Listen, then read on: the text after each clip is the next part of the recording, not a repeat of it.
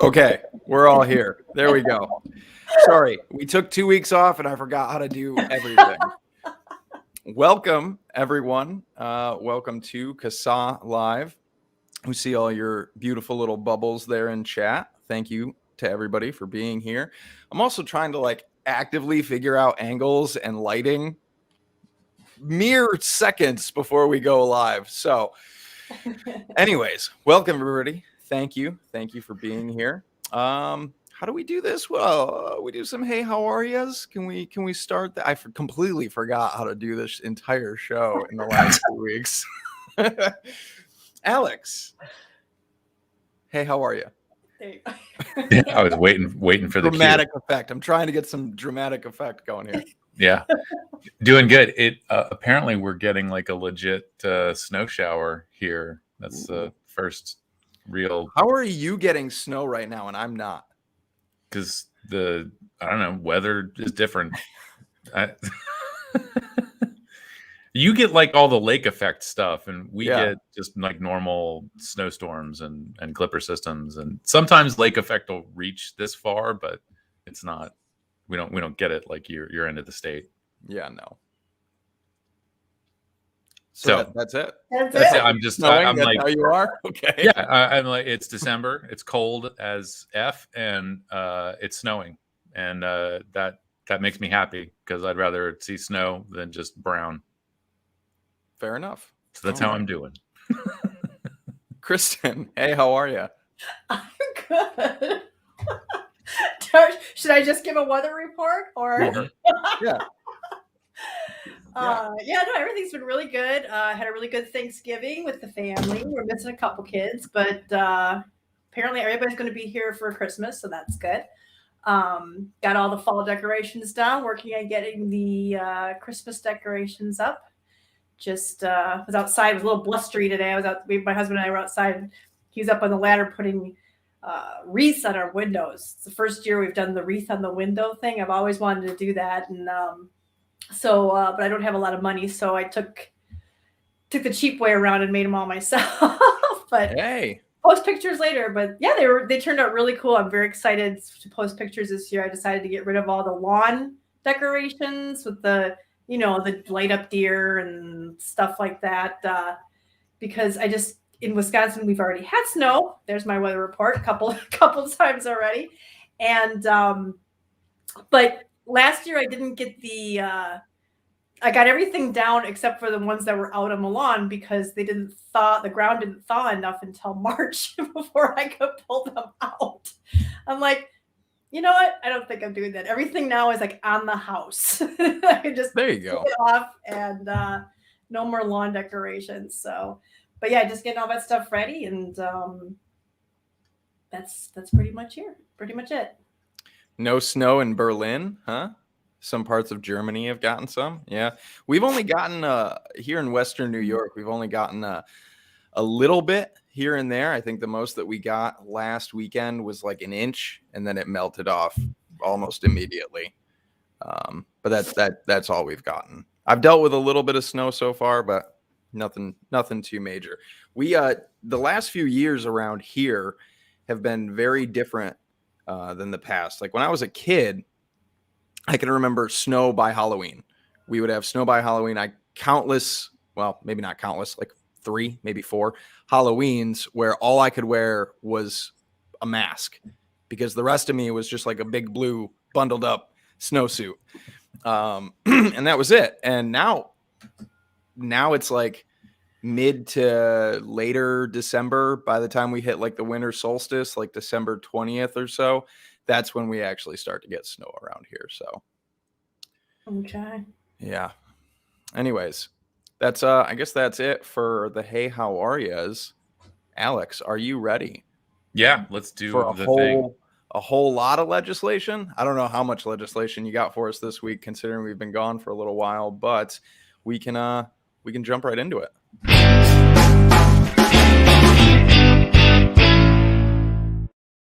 All right, sir, what do you got for us this week? What do we need to know? What do we need to keep our eyes and ears on?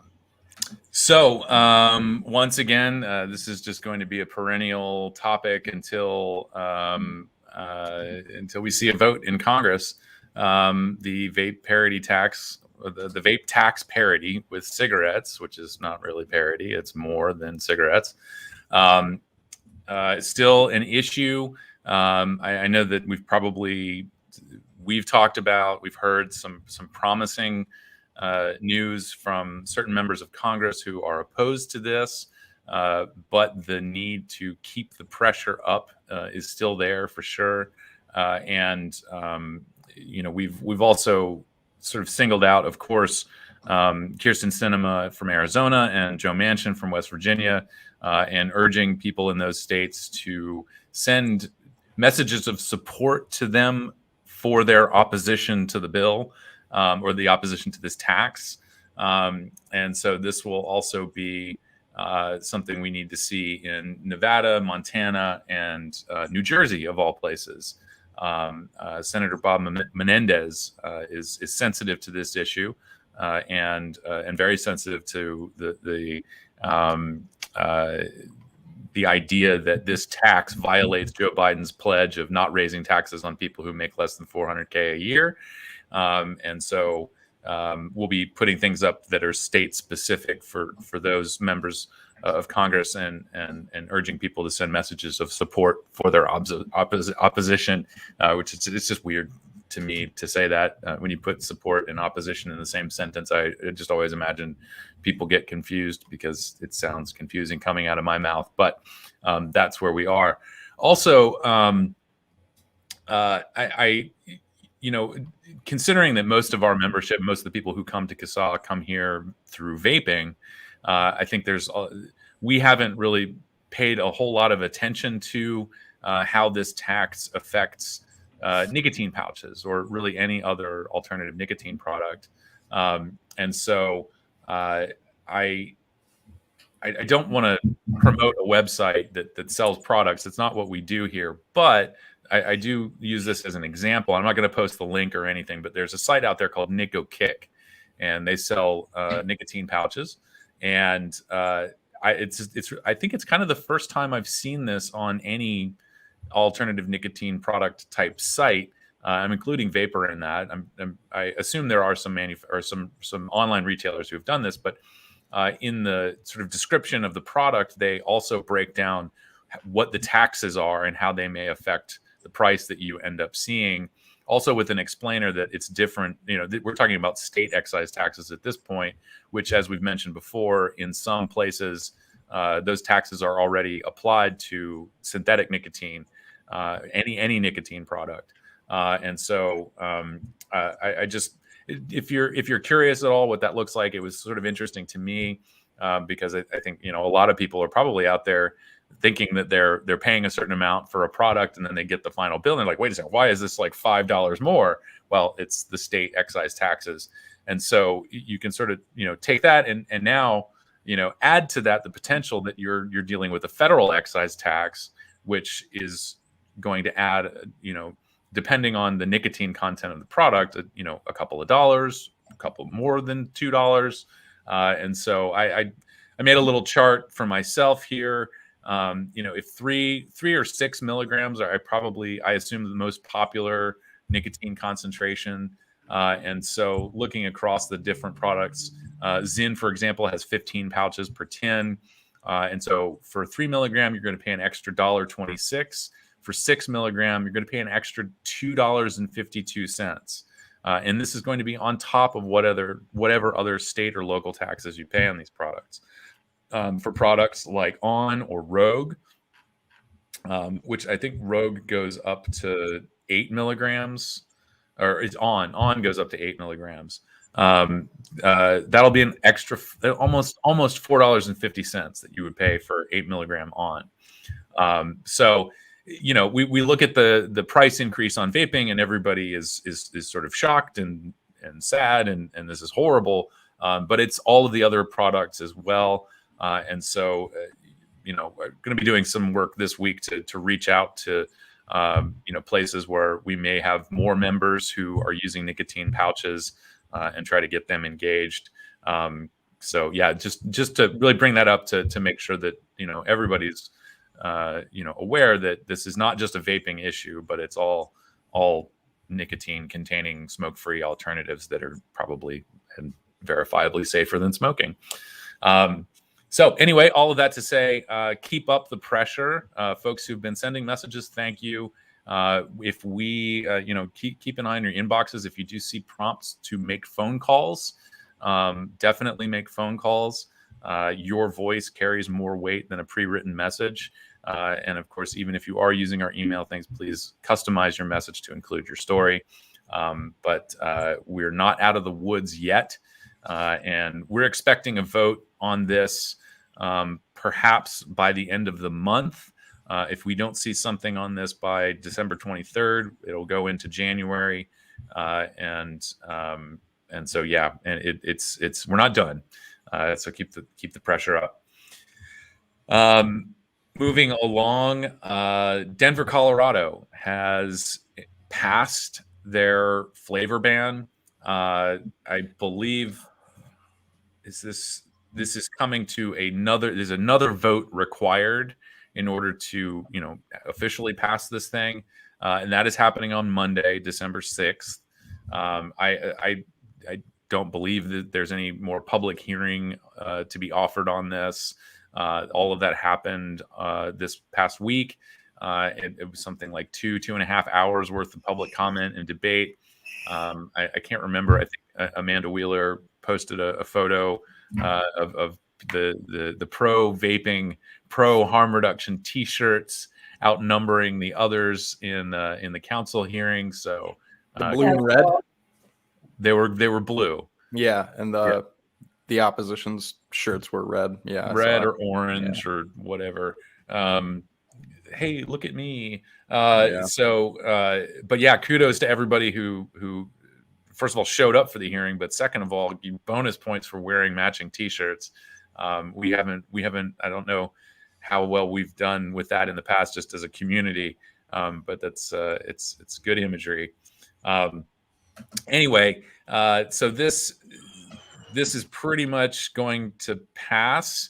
I say that a little bit hesitantly because I don't want to discourage people from continuing to write messages. If you are in Denver, this is the ink is not dry on all of this yet. There's still another vote, and your local officials need to hear from you. You may not think that your story is all that impressive or different, but you never know. So take the shot, send the email, let them know that vaping is very important to you and that flavors were a crucial part in helping you quit. If there is any silver lining to this ordinance, it's the fact that it has a 2023 enforcement date. So as far as this ordinance is concerned, products are not going to be banned in Denver until 2023. And that hopefully gives Denver residents and harm reduction advocates the opportunity to talk some sense into city council members and perhaps mount some sort of a repeal campaign.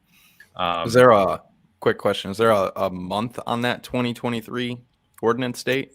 I didn't January look 1st that far into the detail. I mean, okay. It could probably be January 1. Usually they're either like a January 1st or a June 1st thing. Yeah. It's usually one of the two. I was just middle of the year. 2022 is rapidly approaching. Well, yeah. I was just curious. And it'll feel like another 5 years until 2023 until we get there, and it'll be like just yesterday it was 2022. Yeah, I'm still trying to process 2020. I'm still trying to remember that 2020 happened. Yeah. Really, the rest of us are trying to forget. Yeah, most of us are trying to forget it. I have this thing. I forgot it. Since the whole COVID thing, like all last year, I kept not being able to remember 2019, and it's happened again this year. Like I can remember 2018, the things that happened, but I keep having this weird momentary block on what happened. Anyway, that's not part of the legislative rundown. That's the nicotine, Alex. That's the nicotine. No, that's brain just damage from nicotine. Brain coping with the trauma of COVID. He just blocked it out. He was like, if the brain worms would just cooperate with me, I would have a stellar memory. Could you all those little brains wriggling around inside my brain? We could harness our collective power and probably solve. Right. If the brain worms would group together and form like a think tank for you inside your head. Like a brain. Great. We could have Zoom meetings. Like a brain. Awesome. Unfortunately, they're just in there devouring crucial information. So we've completely derailed the legislative rundown. So let's get back to legislation. It's been too long. We haven't seen each other in a while. Yeah. All right. Go on. So moving right along. Portland, Maine. I think we updated this 2 weeks ago. I can't remember. But this, after all of the debate and hearings and back and forth, Portland, Maine is going to come back in January, and we expect to see a final vote. Again, if you're in Portland, Maine, continue reaching out to your local officials and sharing your experience. Michigan is just always going to be on here until we get around to something happening. But for those who are not familiar, this is the tie-barred legislation, which includes, is it taxes and a flavor ban?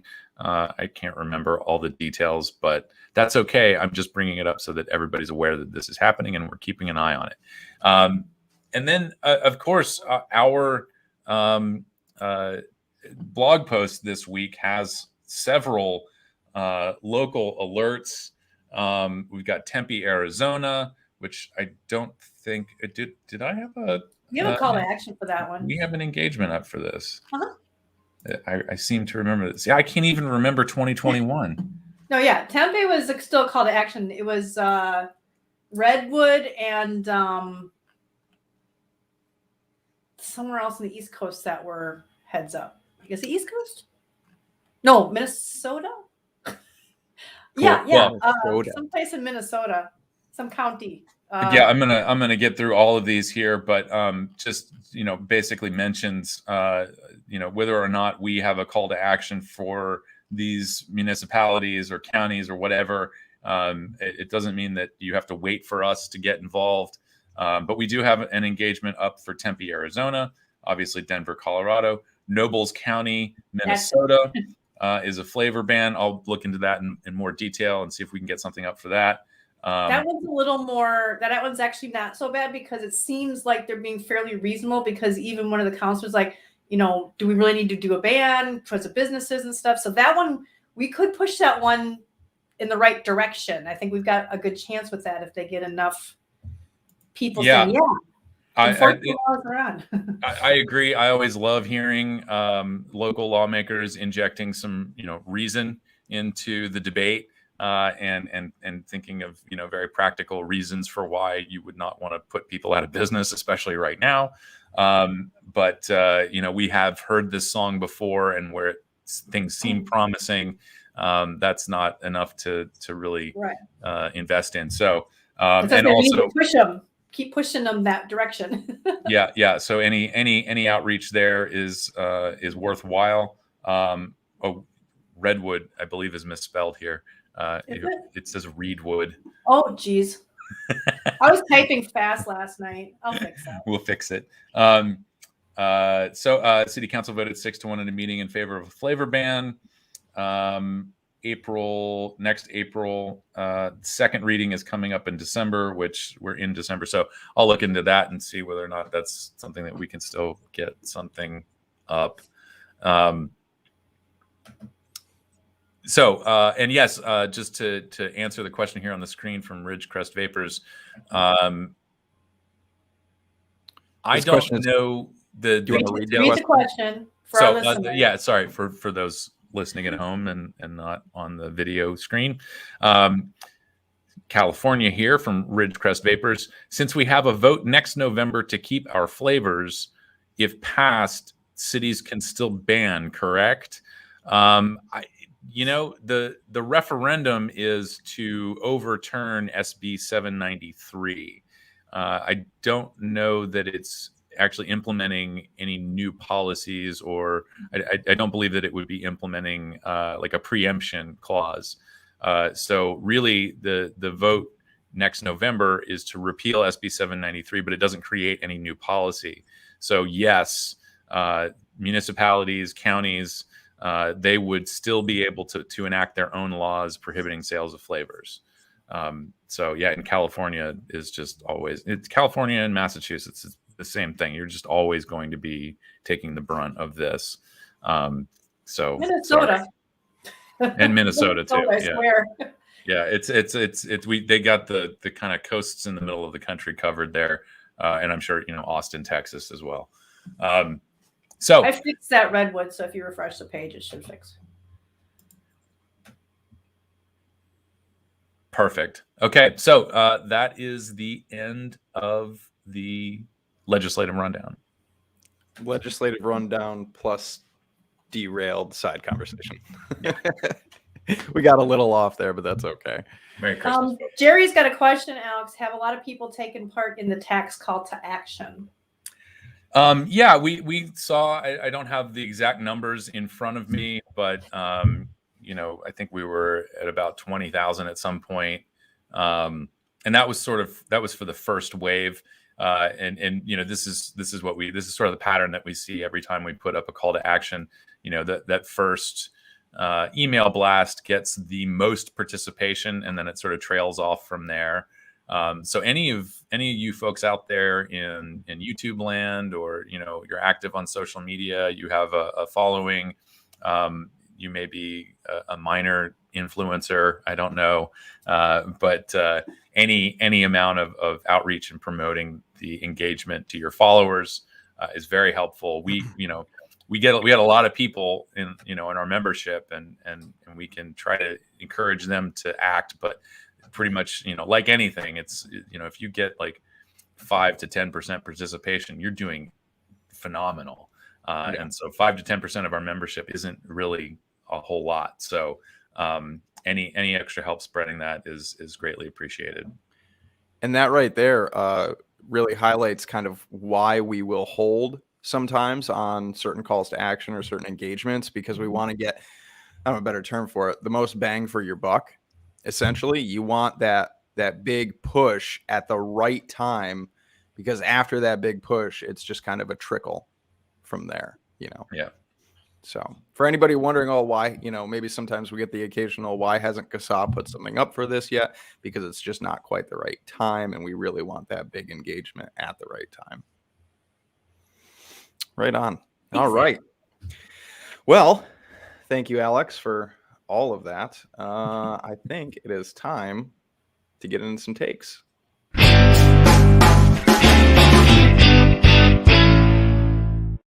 So, take 3 time. Yet again, here we are. I will go hashed first. out our take. Alex, then you.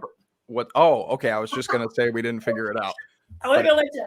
Kristin's I got it. figured it out. I just didn't tell you. I kept it in here. Oh, okay. But I was also talking, and I didn't even hear it. So I know. I will go first, then Alex, then you. Oh, I get to be the segue guy. You Okay. get to be the segue guy, because it's kind of, not really. I'm going to talk about a little drugs a bit. lot, so that's cool.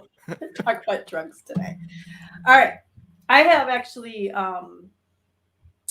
where should I start here? What's your take? My take, I'm talking about the, I totally lost my stuff. Where did it go? I am talking about the survey, the eCigIntelligence survey. And I think what happened was that I ended up, there it is, right there. Okay, let's try it. I had it all set up, and then I'm like, I'm going to try to bring this up. Share. Well, while you're finding There's that, I'll I'll add a little note here at the beginning for people who are familiar with this, and we put this out every year. We coordinate with eCigIntelligence to get good questions out there, and also we typically do a post summarizing some of the data for people to use. But this year, sort of as expected, participation in this has gone down. And this is actually a relatively important survey. It provides data for us to use, but it is also something that regulators are interested in. And so, again, just like with the tax call to action, any promotion of this from people who are listening and familiar with it is certainly appreciated and worthwhile. So anyway, back to you. And while you were saying that, I was actually scrolling through our blog post from the 2019 data, showing some of the stuff that we got out of that. And some interesting things are things like the preferred e-liquid by age group. You can see here, fruit by far is much more preferred by the age 55 and the 35 to 54 It's much more preferred than all the other flavors, just like it is with the younger people, 18 to 34. So this idea that because people are over the age of 35 or whatever, that they'd much prefer the tobacco flavor, which you can see over here. They don't. Even the older generations prefer the fruit and the dessert and the candy and the custards, so this is good information to have, and it's also ammunition to use, because most of the stuff we get, as you've listened to me over the last year talk about studies that we have, that they like to use cross-sectional stuff and they don't like to actually talk to us, because apparently we're unicorns, people who actually quit smoking by vaping. There you go. Yeah, so that's why it's important to have a lot of this data ourselves, So what I'm going to do right here is I'm just going to show you, this is the what the survey looks like. And I'm just going to real quick run through it and kind of show you what, because nobody told me not to, what this is. And it only takes a couple minutes. So I'm just going to show you. And sometimes it's interesting because to talk about some of the questions and stuff, boy, I wish I could check one of these, but I cannot. But let me get past this real quick. But, knowing the how often do you vape or use electronic cigarettes daily, it's good to know these things. This is very important information. And just for those of you who are wondering, when you take the survey, you don't have to do it on a live stream. All of this information is private, and none of it really traces back to you. So I'm actually going to really quick get past some of this stuff before we the more private information right out of the gate. Are you? Oh, you're skipping the question about how many kittens you've murdered. How many dogs we kick. Please don't kick dogs, everybody. Yeah, no. So also, eCigIntelligence doesn't care how many dogs you kick. But I do. Yes, kitten-side is not a good thing. My husband always teases me, says I like to punch dogs because one time I turned real fast and I knocked my dog in the head and just with the back of my hand. And he's like, "Did you punch the dog?" And now all the time it's, well, you like punching dogs. Hashtag Kristin punches dogs. Oh no, you're gonna get canceled. All right, so that's all the private information. I'm currently using tobacco nicotine products other than e-liquid. No, and see, I know some people are going to bristle at this. They're going to be like, "Well, it's not a tobacco product," but just kind of go with it. Again, these are researchers. They don't used to use it regularly. I've never regularly used tobacco nicotine products. At least it does say tobacco / nicotine product. And this is one of the reasons that CASAA works with them, and that we like to work with researchers so we can help them phrase these questions. When they start asking you things about all the puffs you've had, how many puffs do you take a day? I don't know about you, but I never count the puffs I've taken. No. So apart from vape products, what did you use regularly? I used tobacco cigarettes. I didn't use any of this other stuff. How often did you use them? I use them daily. How long ago did you quit using these? Over 2 years ago. And what would that be? September 2009. Is that 12 years? 12 and some change, yeah. 12 years. So 12 years. We need more than some of these old timers doing this for sure. How many times a day did you use these products? I guess since I smoked about a pack a day, it would be 16 to 20. Right? Sure. Yeah. I mean, I don't know. It's been so long. How many cigarettes come in a pack? I know, right? And I think I might have been down to a half a pack or between a half pack. It depends on if I went out drinking or not. Oh yeah, that's always the. That's always. All right, list the first 3 vape e-cigarette related brands that come to your mind. Do I really have to do that? Why do I have to do that? Yeah, you have to do that. Well, they don't necessarily come to my mind for a good reason. If you want to drop your screen on that one, so we don't have like name brands up, that's fine too. Can you drop it for me, or I gotta go? I'll have to go back over. No, I'll get it. Okay. What'd you do? Nothing. We had a little back and forth. Well, I have to give a shout out to my my brand, and I guess I'll talk about the one that actually got approved, or I'm sorry, authorized. There you go. And then we'll talk about the one that everybody hates. because those top into my brain, but it seems to be those are the ones that, Okay, so I'm good now. Can you put me back up or do I have to do it? I gotcha. No.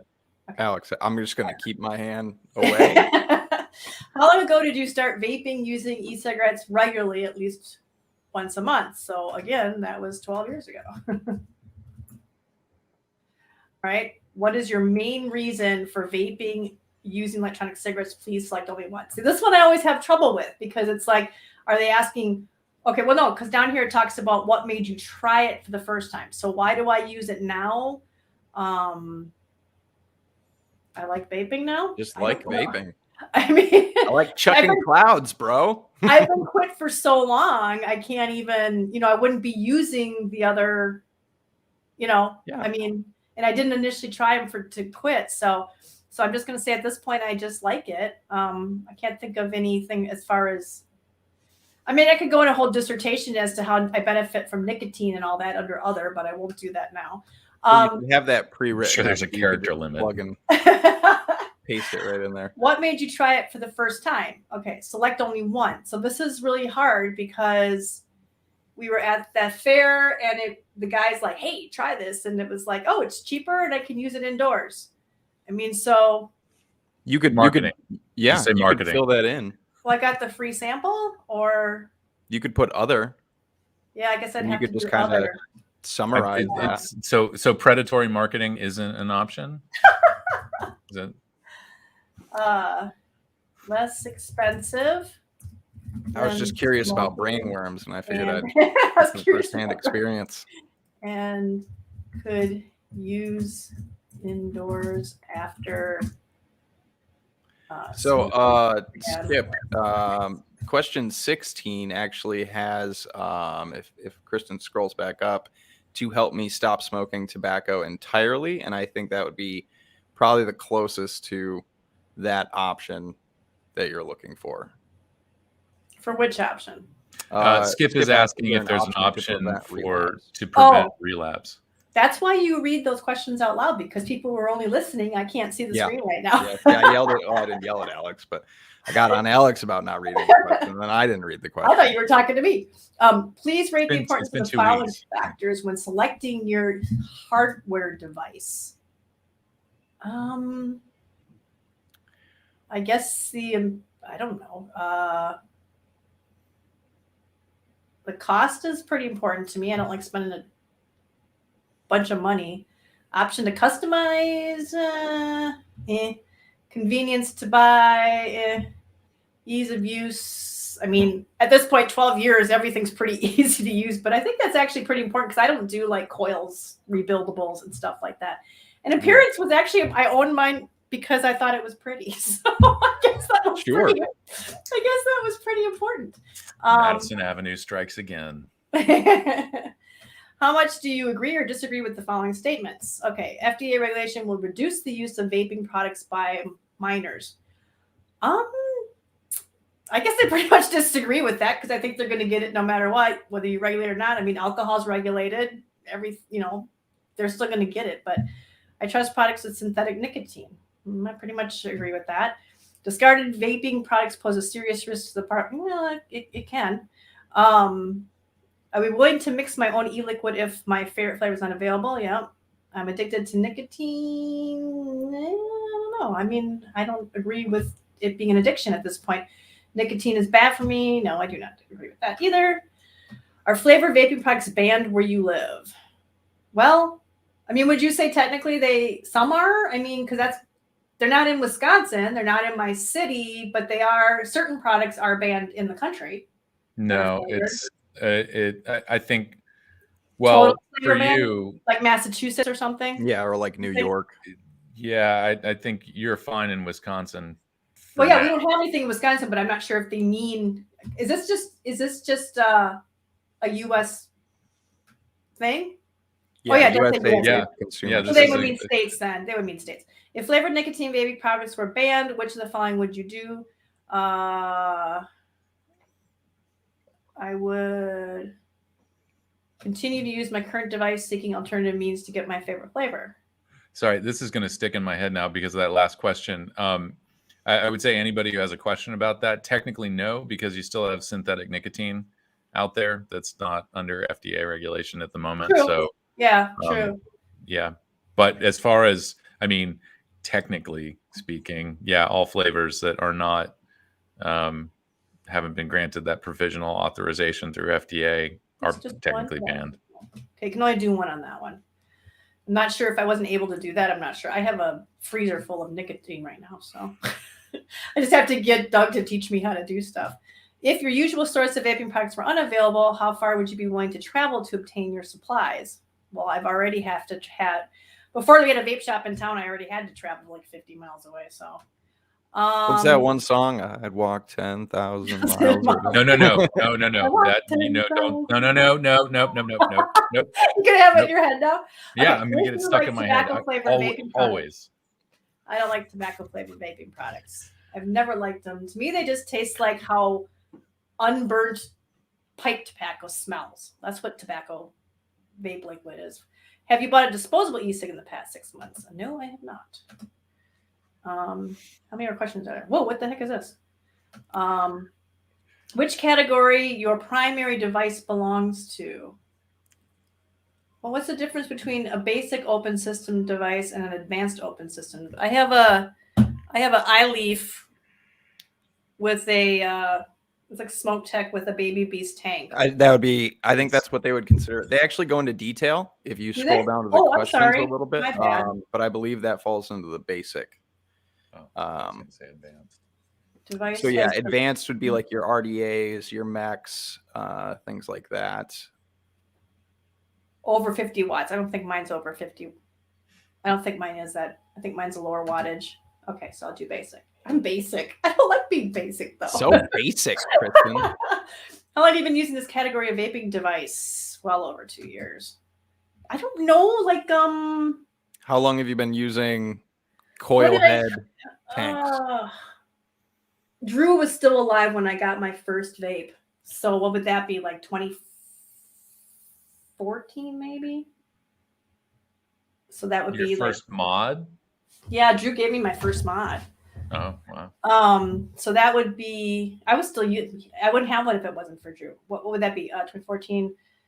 Should I just say 10 years? No, I'll say 7 years. No, I'll say 8 years. Yeah, I'm going to guess 8 years. It's not a test, people. Okay. Which category your previous device that you used most often before this one belonged to? Wasn't a rechargeable CASAA? It was a 510, your basic 510. So that'd be a rechargeable CASAA, right? Mm-hmm. Has cigarette shape, you can reuse pre-5. Okay. But I didn't blah, blah, blah, blah. I didn't use pre-filled cartridges. We filled our own. Yeah, you had cartomizers back. I don't think that like the pen style with a carto is on there. I mean, maybe refillable open pod would be, I guess, kind of closer. Yeah, I think you're right. Do kids these days even know what a cartomizer is? Probably not. If the kids these days are vaping the marijuanas, then they might know what a carto is. But those are cartridges, right? But I don't think the cannabis people call them cartomizers. But I believe they are. Yeah. Technically, and I think that the term cart. I always thought the term cart came from cartomizer. Yeah. All right. So it says, if you changed your device, what was your main reason to do so? Should I do other? Drew gave it to me because I totally. 510. Should I really? Sure. Just put Drew gave it to me. Store owner. Or you could just say, a friend gave it to me or whatever. I'm pretty sure that eCigIntelligence doesn't know who Drew is. Van pulled up and I bought a $2 pair of sunglasses and I was gifted. It was thrust into my hands by a pushy seller. I said a vape store owner / friend gave me it because my device was so outdated. Where do you usually purchase your current type of device you use more often? Snapchat. In the van It depends. The last time I did it was an online store because they didn't have it at my local vape shop. So I guess I'll just say online. In the past 6 months, did you increase, keep the same, or decrease any of the following?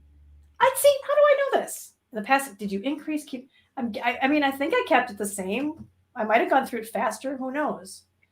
Not applicable. Past 6 months, I probably don't even buy one every 6 months. I probably take like a year. I mean, 0 6 months ago to now is still 0, kept the Vape same. Yeah. Product purchases in vape stores. I kind of decreased it because they stopped carrying my liquid. Nicotine concentration you use the most often. I kept the same. Usage of alternatives to other. Not applicable. Okay. Are we almost done? You said this only took a couple minutes. I have no idea, but we're really not selling that this is a quick thing to do. Well, there's been a lot of chit chat about it. Yeah. I when I sat down and did the survey, it took me less than 10 minutes to get through the whole thing. Well, and I'd say probably like 7 or 8 minutes, just clicking right through it. Yeah, and I want people to see this, and maybe they might have some of the same questions when they're doing the questions. So we're kind of answering that too. So select the main piece of hardware you last purchased in the 3 months. I got a kit, but I have not purchased in the last 3 months. So, okay. Do you have any other vaping device that you use as secondary device? It's the same thing. I have a backup of my exact same thing. Please select one that describes you best. I buy ready-to-use bottle e-liquids. Yes. Do you vape nicotine-containing e-liquid at least once a month? Yes. Didn't I say that already earlier? The thing about surveys is they'll ask you pretty much the same question, but worded differently. And now It's with to kind of e-liquid trip people up and make sure they're getting authentic answers. The following criteria when specific e-liquid brands. Price is very important. Flavor, taste is very important. Country of origin. Okay. I'm a little. Yeah, you seem a little on the. I'm a little American centric. Sorry, but not for any particular reason. I just prefer the quality that I've gotten. But lower shipping costs. I also stick to one same thing. So thick vapor clouds, not important at all. The bottle packaging, not important. Trusted source. Yeah, I can say that's having maximum VG is not on the top of your list. Do you use traditional nicotine non-salt liquid at least once a month? Yes, that's the only thing I use. What brand is this type of liquid? I'll come. Alex, can I come back to that? Can I just skip? Probably not. But I'll take you down for a second. Okay, just a second. Okay. And I was gonna really quick while you're doing that highlight there that one question. If you have multiple devices or if you use other devices, just so folks know, there is like kind of a separate A through D part to that. If you hit yes, like I did, that'll take you another, I don't know, minute. Okay, so you can come back up. Okay, thank you much. Last purchase. How many bottles did you purchase this brand of the following bottle sizes? I did like a mass purchase. I bought 400 120 ml bottles. I did. Okay, these are 100 ml bottles, and I did 15, I think it was. Well, 30 if you count the ones I got my husband. They have a special deal if you buy a certain bunch, and then they also had them on sale. Okay, how much did you spend on these bottles? I don't know. It was like $200, I think. I'm guessing. How many days does amount of liquid lasted? Well, it's gonna a bottle a week. So I mean, come on, this is making this hard. Wait, hold on. So a bottle a week. 15 weeks. 15 weeks. Yeah. Why am I even there? It's like what? Just shy of 4 months. 15 weeks is how many days? 15 times 30. 105? No. 15. 15 times 7. Yeah, 15 times 7, right? Oh, yeah, 15 times 7. Yeah. What did I say that was? 107? I'm going to... 15 105. Yeah. 105. Okay. That's a weird odd number. I didn't know. That didn't seem right. Strength of nicotine do you usually use? 3 milligrams. Thank you for being an easy one. And then do you use nicotine salt? No. And probably like diverge off to other things if you say yes to some of these questions. So your top 3. Where's fruit? No, Alias, you're correct. Everybody should take this survey. This is the educational and informative part of the show, not necessarily the entertainment segment. No, sorry. Although we are trying to be a little entertaining. Okay. And then on a weekly basis, how many different flavors of e-liquid do you use in rotation? I really only use the one because I'm basic. Have you ever bought a vaping product with synthetic nicotine? I don't know. I don't know. I might have. No, because they don't claim the ones that, although that my brand says they are turning to synthetic. So please select what options with respect to the following options. Synthetic. I haven't tried it, but would like to. I mean, I really don't care. I wouldn't say I'd like to. I mean, I don't care. I'd like to if that's the only option. I don't care if it's got it or not. I mean, not interested, not interested, not interested, not interested, not interested. Okay. Just to answer though buy's question, is this for US only? I don't know that there's anything that would kick you out if you're an international respondent, but we are only distributing this in the United States, or at least to our membership, which I know is we have people internationally who've signed up to get emails from us. But for the most part, this is a US centric US consumer survey. So yeah. So, and again, and that was it. That was it then. Cool. So what was that, 47 questions? Yeah. I mean, it was hardly, I mean, really, it wasn't bad at all. And again, here's those things that, all this different information that they can get from it that can help us with advocacy. So the more information we have, the better. And a lot of times they don't talk to us. They talk to people who buy Views and Jewel, And I have just one quick thing that I need to do for Danielle, and that is talking about our new store. She put up some really cool stuff. Yeah, the No More Nicotine War shirt is. I mean, look at that. I'm going to be ordering that. Yeah, I mean, it's so cool. And it's so funny because she told me about this one here, the harm reductions for people who don't want to quit or die. And I totally forgot that I had said that. And she's like, we're quoting you. And I'm like, what? Like, oh, yeah, I remember that now. So I thought that was kind of cool. The weapons of mass disruption. Vaping saves lives. Vaping saved my life. Yeah, so please go check those out. We don't, and it's not just t-shirts. We've got face masks, neck gaiters, stickers, buttons, phone cases, mugs, notebooks. These bags are kind of cool. A lot of people sometimes will put like their we'll put their gear in it. There's tote bags and stuff like that. So yeah, very cool.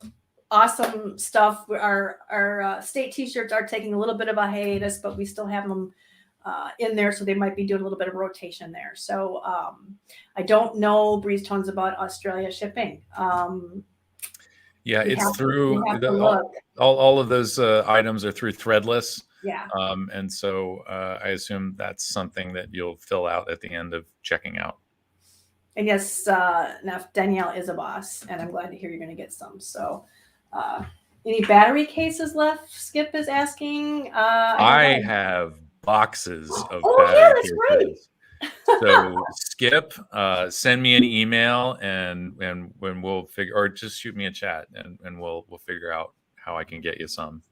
But they're 18650. We don't have the new whatever bigger size, which was totally news to me at an event a couple of years ago when people were like, "Mine doesn't fit." I thought, when did batteries? Well, you can't fit 26 650s. You can't fit 2700s. What about 21 700s, Alex? What about my deep cell batteries? You just have to keep them in your pocket next to your keys. That's like that. No case, and just rattling around with your loose change. Please, nobody do that. Don't do that.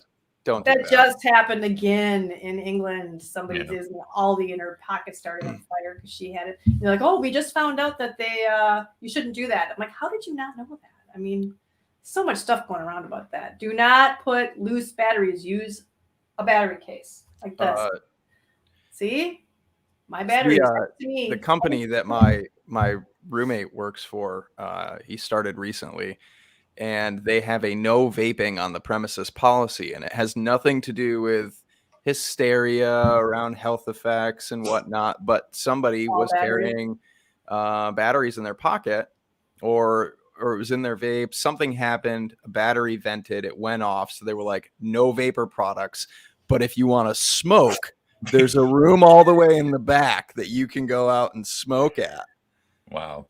Like what? It's absurd. You could do that every single day and take that risk every single day. But for the extremely rare occasion that something like that Right. would And happen. even if we were looking at fire hazard potential, cigarettes win that still one. doesn't make any sense. There's no Yeah. justification for it whatsoever. Yeah. Nope. Knee-jerk panic. All right, Alex, you're up for your take. Sorry All that right. took you longer than I expected, but I think it was worth it. That's okay. Everybody knows what to expect now. So for my take here, I'm actually doing a bit of a combination because I like to throw surprises at Kristin and keep her on her toes. But the one thing that is in our blog is this article from Jim McDonald, Vaping 360, also a CASAA board member. Anti-vape groups ask Judge Grimm to monitor FDA's PMTA progress. And just for a little summary here, this is in regard to the American Academy of People Who Look After Your Children and versus FDA. And they want to reopen their case, which was all about they sued the FDA to move the PMTA compliance deadline from 2022 back to 2018. And then they had to settle for 2019 or 2020, which got pushed back again because of the pandemic. And then, we're here now and everything's horrible. But they want to reopen the case to compel FDA to provide regular status updates as to where they are with all of the other applications, specifically something like the top 10 companies by market share. They claim that FDA's current actions are essentially the agency extending an unlawful regulatory holiday for unauthorized vape products. My take on it, at least, this situation, not so much Jim's article. Jim's article is very good and lays out all the details and background. My take on the situation here is, in defense of FDA's discretionary authority, not the approval process, but what we're sort of dealing with now, we're dealing with it. So this is something FDA's discretionary authority needs to be protected. The agency has fought to protect their ability to make their own decisions based on the science. But that's not something that we should be leaving up to the court or Congress. The court system is not science-based, at least not from a chemical, toxicological, public health kind of perspective. I'm sure there's some, whatever, legal science, sure, fine. But that's not the appropriate forum for determining whether or not these products are appropriate for the protection of public health. And so I don't really want the court compelling FDA to do things that are not mandated in the Tobacco Control Act. The Tobacco Control Act is sort of playing out to be a bit of a disaster. And it doesn't matter which side of this debate you're on. Nobody's really happy with what's happening. But I look at this latest lawsuit against FDA here, which it's not really a lawsuit, is it? It's not separate. But this latest attempt to pressure FDA, this is yet another attempt to erode FDA's credibility as the arbiter of data. And this is all sort of happening via innuendo. We mentioned a few times several weeks ago when acting FDA Commissioner Janet Woodcock was hauled in front of a Senate committee, or was it the House, Congress, and was just beaten up for 20, 30 minutes by different lawmakers asking about FDA's progress on authorizing or denying product applications for vapor products. The one thing that really stuck out to me, one, I'm sure probably many things, was, and I forget the senator or the representative from Tennessee, I think, asked Janet Woodcock whether or not she was familiar with TPSAC. And Janet Woodcock, shockingly, I don't know if she was having an Aleppo moment or just is genuinely not familiar with the Tobacco Product Scientific Advisory Committee, which is written into the Tobacco Control Act. And it seemed as though this lawmaker was trying to suggest that TPSAC was not trustworthy. And whether however deep you want to go into that, if you want to pull out the fact that there are industry representatives sitting on the committee, they're non-voting members. They are there in an advisory capacity, just pretty much like the entire committee. So it seems that there is this mild effort at discrediting the FDA as somehow owned by the industry. It's very easy to point to this. I think some of advocates on our side have pointed to that the Center for Tobacco Products is entirely funded by user fees. So you can use that either way you want, but neither here nor there. Ultimately, as I said, this latest effort is all about discrediting FDA's ability to regulate these products. FDA is having problems regulating these products for other reasons, and so maybe we should have let's have a public and critical conversation about why FDA is having the problems that it's having. Not let's put them under surveillance. I don't think they're not gonna get anything out of this. It's I mean, even if FDA is compelled to produce these status reports, I can't imagine them saying much more than like, yep, well, we got through page 1,000,002 on this application, and we'll get back to you when we get to page 2,000,000. That's, as far as I'm concerned, that's all that they should say. So anyway, this particular story, I think I kind of wanted to smush this together with a post from Clive Bates in Tobacco Reporter, Transformers versus Abolitionists, and essentially how this lawsuit fits into what he's saying here, and I think what a lot of folks have been saying over the years, in that, one of the things that I pointed out on Twitter, I didn't queue up the video because we have a hard time sharing videos here, but there's a great exchange between Dr. Michael Siegel and Matt Myers and Meredith Bergman, Matt from Campaign for Tobacco for Kids, Meredith from Parents Against Vaping E-Cigarettes, and in which he basically calls out their lies on national television, and pushes back against the claims that these products don't help people quit smoking, etc. And ultimately, the Tobacco Control Act is something that Matt Myers had a hand in writing, and this is the result of his work, not solely his work, but he certainly had a very significant role to play in crafting and implementing the Tobacco Control Act. And now that they've gotten what they wanted, and the authorization process is actually being tested, now the true colors are starting to come out, and it is all about, despite what they say, making it near impossible to introduce new nicotine or tobacco products to the market, which is a $20 way of saying prohibition by paperwork. And so it has become more and more clear that the goal of the anti-tobacco crusaders is anti-nicotine. They want to eradicate this abhorrent substance use, essentially.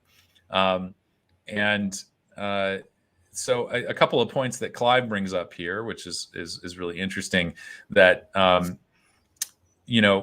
first of all, there's no evidence to support the idea that nicotine use is in decline, meaning that this is, the other part of this is that nicotine use has been a part of humanity. It's been a part of human behavior for thousands of years.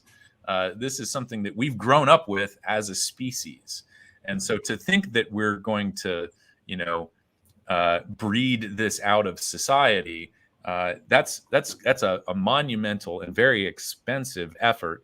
If you've seen the salaries of people who run these organizations, they are certainly being paid well for their efforts, and of course all of the people downline who are just carrying out their actions, even all the way down to public health departments.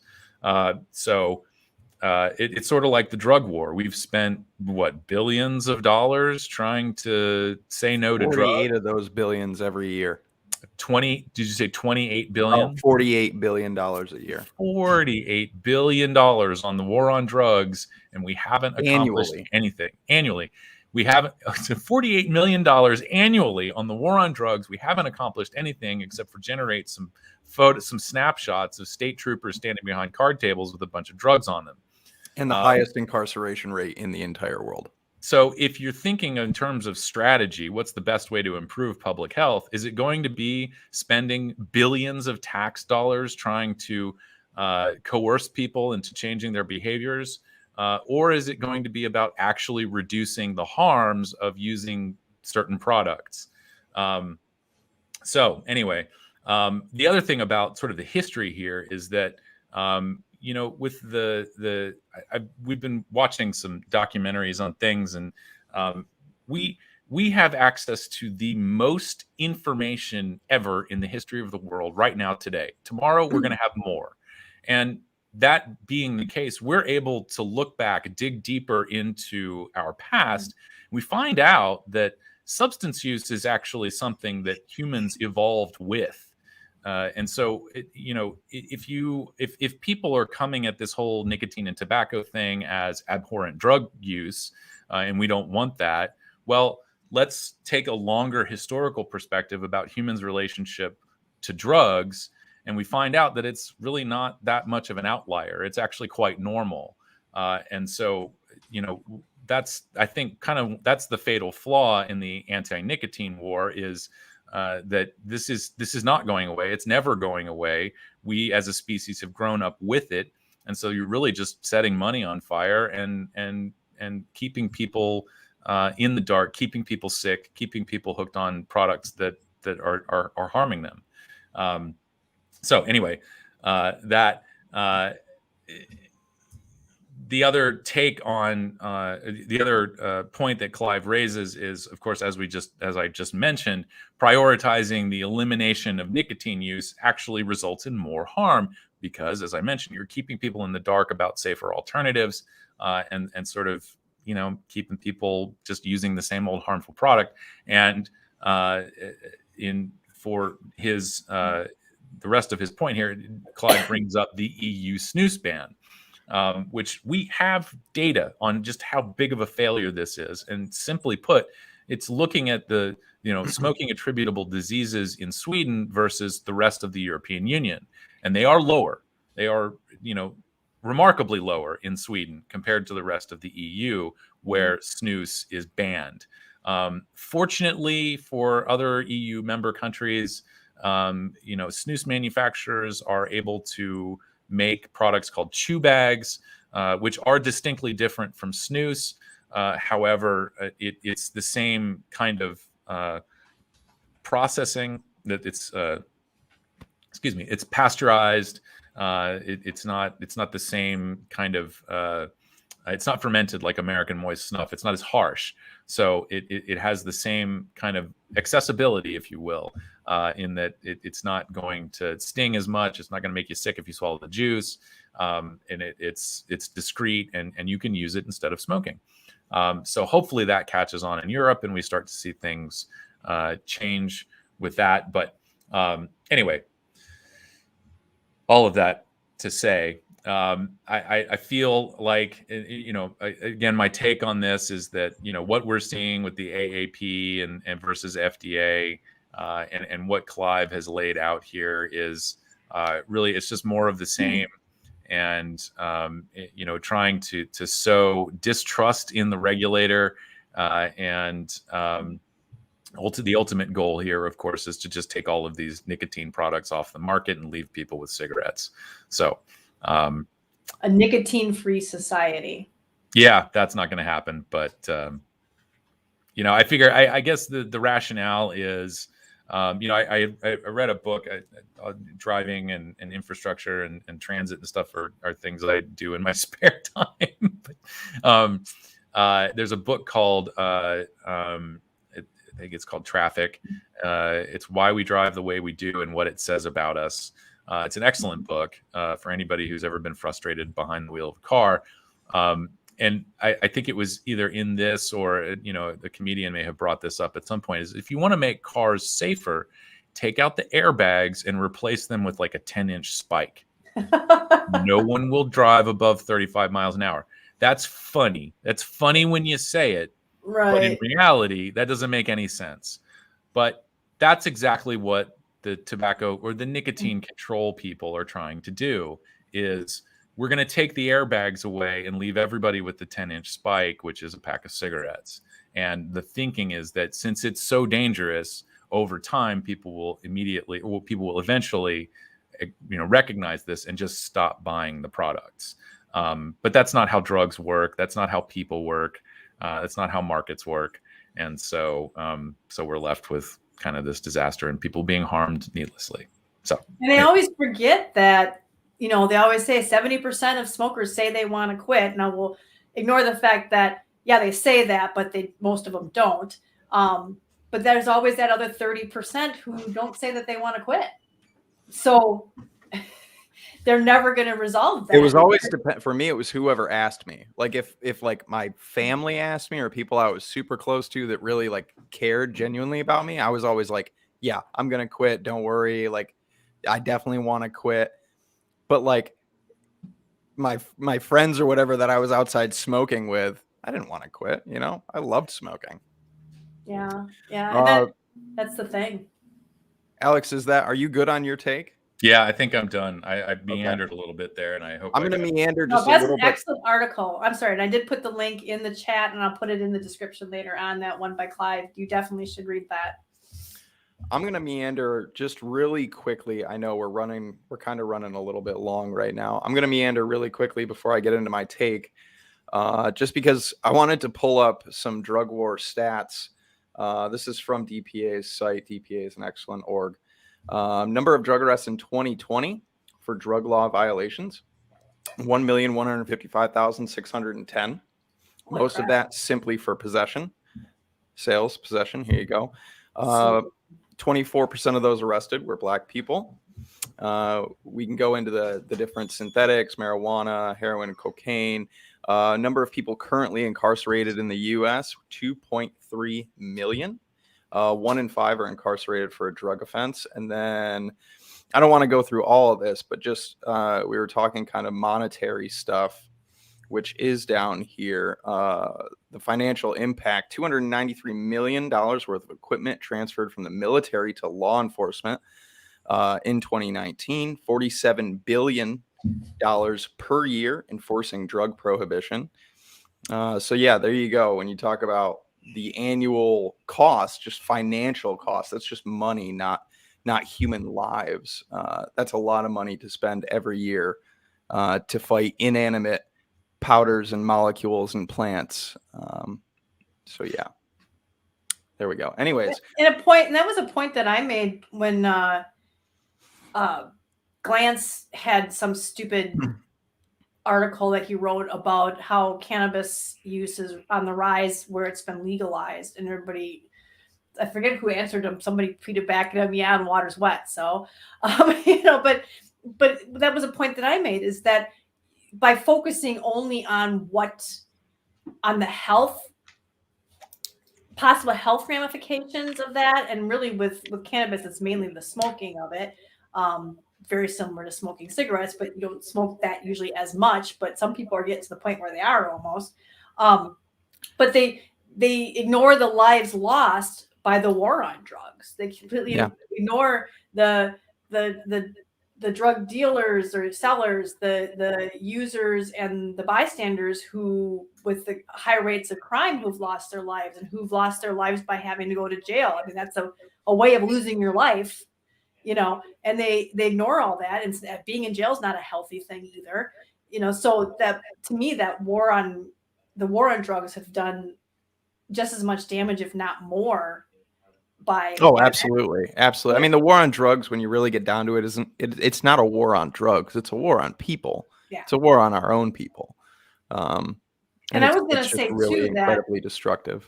And I was going to say too, and this might be a good transition for you getting into your take, is that they also do not see, they only see drug use from the vantage point of debilitating addiction. They can Sure. they can never see the benefits, and more so even with nicotine, because Sure. with all the other drugs, they say, okay, well, they're escaping, they're numbing pain, but because they say there's no benefit from nicotine to people, it's just the addiction, and the only reason they feel bad or whatever is because they can't get their next dose of nicotine. You know, just completely ignoring why we start using it in the first place. It's almost worse with that, because they sort of have this, nobody believes that nicotine has any benefits, and then it makes it easier for them to you see say this there's with no reason for a them to be lot of using it. It's drugs. just the addiction. It's just the addiction. There's no benefit. Well, you can kind of see with any other addiction use, with any kind of use, that there's an escape. It makes you feel better. It gets you high. But nicotine doesn't do that. So they can't find any good or any reason why people would use it other than the fact that they're addicted. But people do get a benefit from it, and that may be one reason why it's very hard for them to quit when they're trying to quit other addictions. And this segue go. Oh, that's a beautiful segue. I mean, yes to all of that, and I would love to spend the next 3.5 hours breaking down everything that you just said, but we don't quite have that amount of time. But we're gonna take a little trip down to the city of brotherly love, or up or over, depending on where you live. For Alex and I, it would be down to Philadelphia. Philly's addiction treatment smoking ban ends, leaving better days. This is from Helen Redman, who's just a fantastic human being. This is in Filter. The horribly misguided smoking and vaping ban in Philadelphia's city-funded drug treatment programs, including outdoor spaces, has finally been lifted.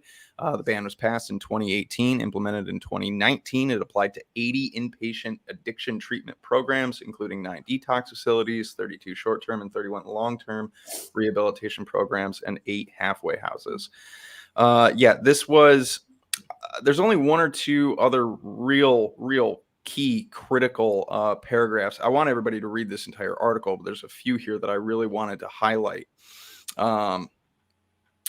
Borman presented data at a meeting in July this year at which Dr. Bowen was present. Bowen knew that there was a ban and that it was having harmful impacts. Most tragically, people have died of overdose after refusing to go into treatment because they could not smoke cigarettes there.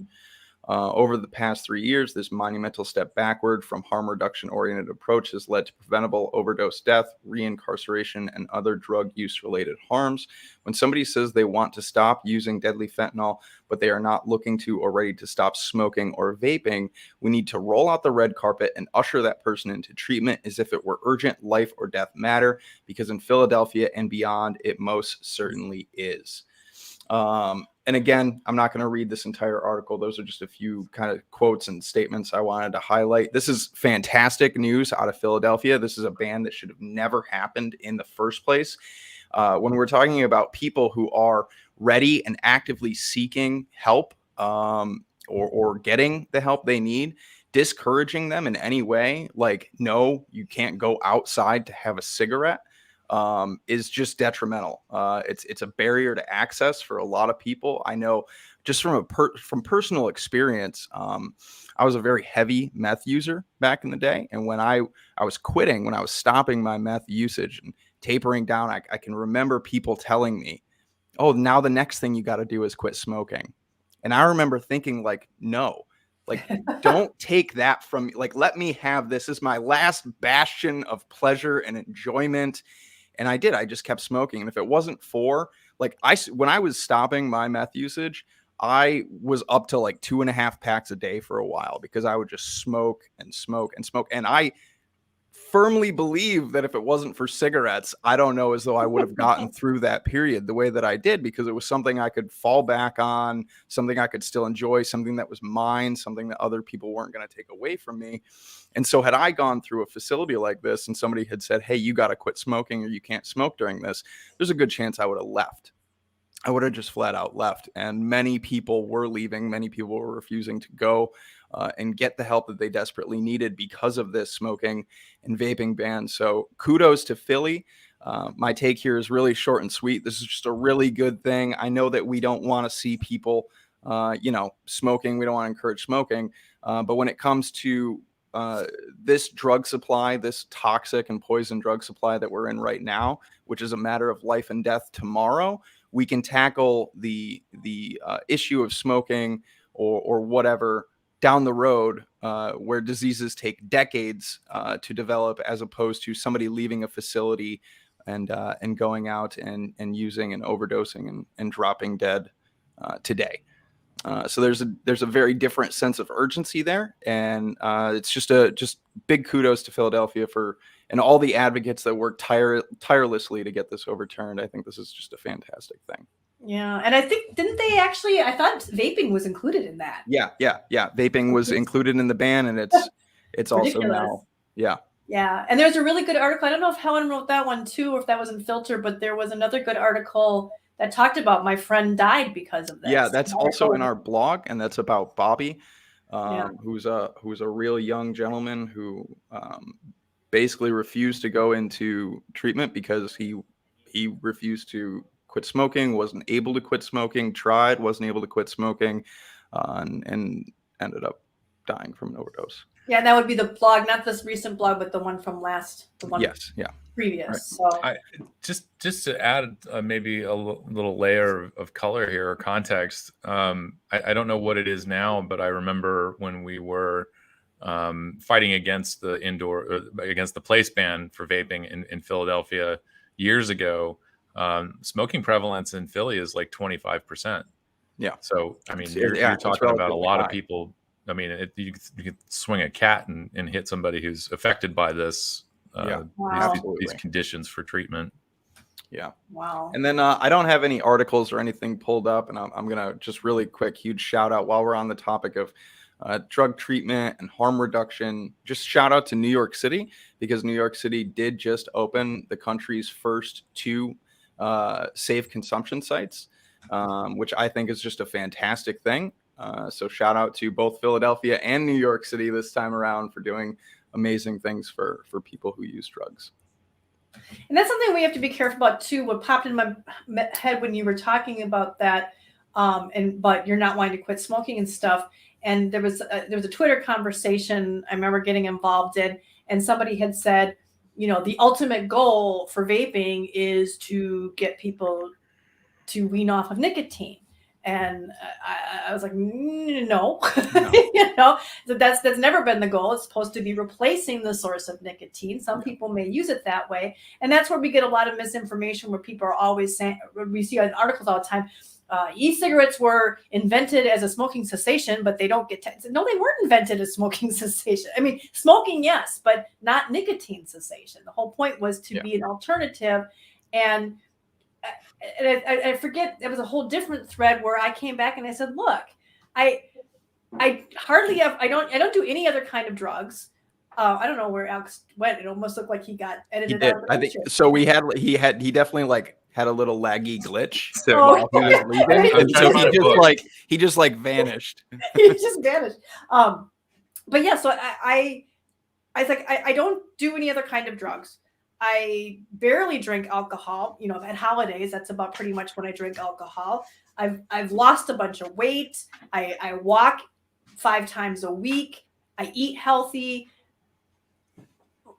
Let me have the nicotine. It's like other people. I mean, the only thing I do is I do get caffeine. I drink coffee. I have no high risks of any diseases. I see the doctor regularly. So it just doesn't make any sense where I'm all these things, but you're saying I have to get that much more healthier by quitting nicotine too. So yeah, and I mean, it was honestly like when you're trying to stop use of a drug that you're having a problem with, and people are now immediate, like I was in the middle of quitting meth, and people were like, now your next step is quitting smoking, and it almost like it diminishes what I'm already trying to accomplish by immediately establishing my next goal for me, it downplays what you accomplish. Honestly, it's a really discouraging thing, because it's like, what I'm doing is now not enough for you. Now I need to do this other thing for you. So yeah, just a big shout out to Philadelphia for overturning that, and hopefully more people will go seek the help that they need and get the help that they need, and and we'll see less tragic overdose deaths. And I haven't Because had to every deal- overdose death is a policy failure. I haven't had to deal with that, but I mean, I just can imagine. I lost, when I changed my diet and how I was eating, I lost 50 pounds. If I said to somebody, "Hey, I just lost 50 pounds," they said, "Oh, that's great. Now I got to lose that other 20." It's like, give me a like little, let me enjoy my accomplishments here before we. Yeah. It's like, geez, okay. I wanted to add something. The discussion about goals and so on reminded me of this. First of all, this is what I stepped away to find. It's just the dust cover. I swear I have the book. I just hate dust covers. Drug Use for Grown-Ups by Dr. Carl Hart. I recommend to everyone. And the reason I'm bringing this up is, I think society's understanding of drug treatment is that the ultimate goal is to stop using drugs. But that's not really I don't believe that is but for some people that makes sense. For example, I struggled with alcoholism for many years, and I don't drink anymore, but it's not at this point. I mean, I've been sober for 15 years. So it's not so much that I'm worried about going out to the bar and having a drink and then totally losing control. And I've bet the house all on red, and I'm, I've wrapped my car around a telephone pole, and I'm making porn in a pickup truck. Like, that's none of that is. All of this sounds like a fantastic. I don't know why any of this is bad. No. Yeah, not necessarily wrong, but that's not the scenario that I expect. The reason I avoid alcohol is that over the course of so many years, it's come to my attention that my liver doesn't process alcohol the way that it's supposed to. And so what happens to me when I drink is I get, red and blotchy, and it's very uncomfortable. I don't actually don't feel the effects of the alcohol. It's kind of like there were these moments, depending on what I had to eat throughout the day, where I would just sort of go straight into the hangover. And so I have an actual physical reason for not drinking anymore. And it took going through that recovery process to kind of, accept that and make the changes I needed to make in my life so that I'm staying away from alcohol. It's not a problem solver for me anymore. It's not an escape. It's generally an uncomfortable experience for me. So I stay away from it, and recovery gave me the tools to do that. But now that we're having this conversation about what people's goals should be and harm reduction and all of these things, the reality of the situation is that most people who use drugs don't have a problem, and Right. they are Over high 3/4 functioning of people, use drugs. contributing members of society. And actually, sort of around the launch of Carl Hart's book, there was a brief campaign of people sort of coming out and saying, I'm a professor, I'm an engineer, I do these things, I have a real job, I have a family, I take care of things, all my responsibilities are met, and I use drugs. And so I think a lot of that attitude of we have to quit, abstinence only, all of this stuff is of course being applied to tobacco and nicotine, just because that's society's view of drug use, is that it's deviant behavior, and as Kristin was saying, that there is no benefit. But as I said, the reality is that most people who use drugs it doesn't disrupt their lives, and they continue to function. And so it's a lot of this gets into, if we're going to talk about recovery, it's still necessary. There are people whose lives become unmanageable because of an obsession or an addiction to certain substances, and they need help. It's just it's like getting help repairing your credit.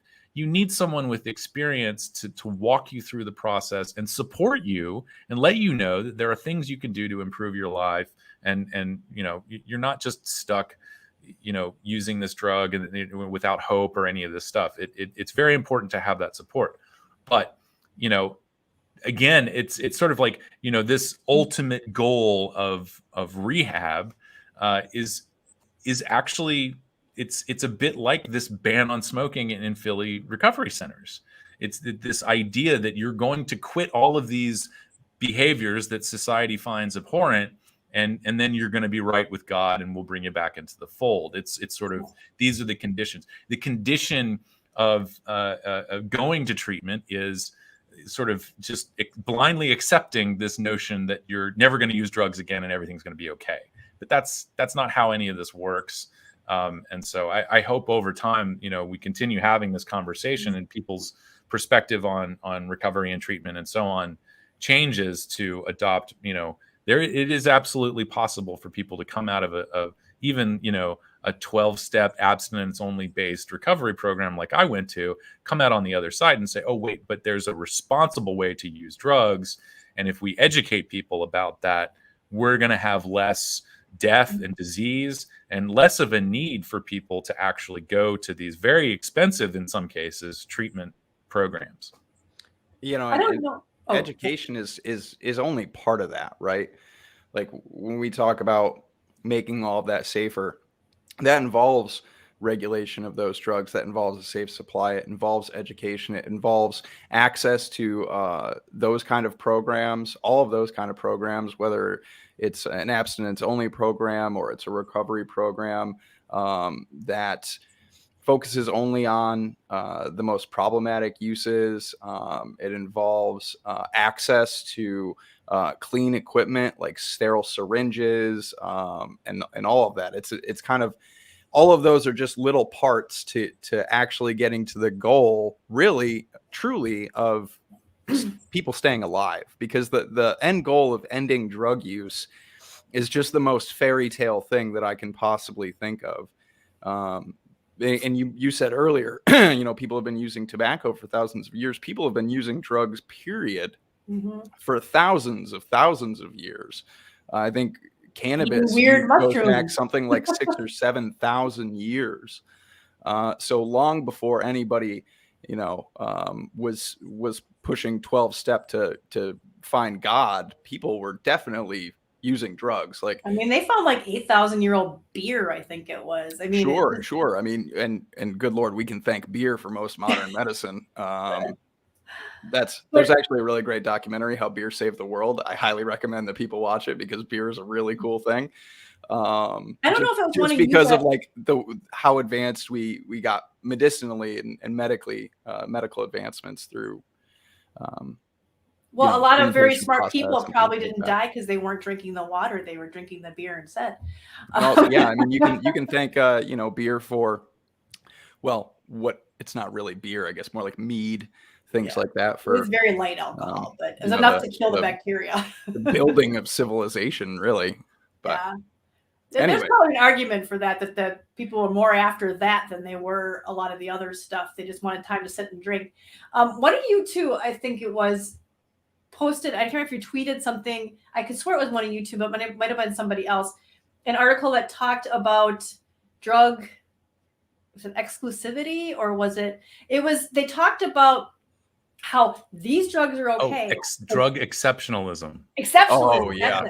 Yes. You get that a lot with like psychedelics, or you see it a lot in like agricultural drugs, where like cannabis is okay, but these other drugs aren't okay, or things like that. And I thought was that you who posted that, Alice? Because it was an excellent article, and it had that. I think that was the one that had that guy on stage. I think it was a black guy, and he said after his talk, somebody came up to him and said, well, these drugs are okay, but that drug isn't. And he's like, well, you're looking at somebody who does all of them, or something to that effect. And he was like a professor or something. And that there is that case of that. And I was going to kind of make that same point that everybody has something they do. Some people take drugs. Some people work out until the endorphins kick in. Some people scrapbook. Some people, there's something that people do to make themselves feel better. And there's this idea of, what's the word again? Exceptionalism. This exceptionalism that, well, my scrapbooking is better than, you using nicotine. It's just like, well, why you're just coping with things differently. I guess that, like, if your scrapbooking involves you sniffing glue, robbing bodegas at gunpoint for magazines for your clip and out. I'm talking about like what Alex was saying earlier about people can use drugs responsibly and they don't all turn into places where they're doing, you know, that kind of stuff. Really quick before we jump into the deep dive, I just want to put this up there. I think he left already, but Addie Tooney, today's his birthday, and I just want to give him a shout out and wish him a happy birthday. Addie. So if he comes back and see this, happy birthday, Addie. Thank you. Okay. All right. I don't know how deep we're going to dive this week, considering it is already 6 o'clock. And we've already talked about some of the stuff, so maybe we got some of it out. Yeah, it'll be we can make it a quick deep dive, a shallow dive. If you will. I was just gonna use our Alex's coin term, shallow dive.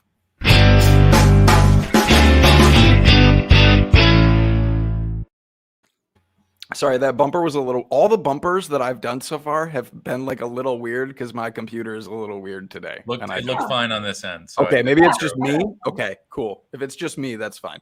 The start of the show had a hiccup, but no, that looked fine. So, I will go ahead and I will pull this up because this is the hot button topic right now. Fentanyl-laced. I was going to add, do you mind if I do the intro here? Because I typed it all up and do that. Rehearsed it in my mind. Do it. The floor is yours, sir. You can keep the visual aid up there if you like. All of the links to these things will be, I think Kristin is putting them in the description, but there's a little bit of a timeline here. And so as Logan was getting to here, this is about the story out of Tennessee, Sequoia High School, which is in Monroe County. If you're familiar with the Tennessee geography at all, that's between Chattanooga and Knoxville, and along I-75. Yeah, just a major drug highway, I'm sure. So this is about an alleged carfentanil exposure at a local at Sequoia High School.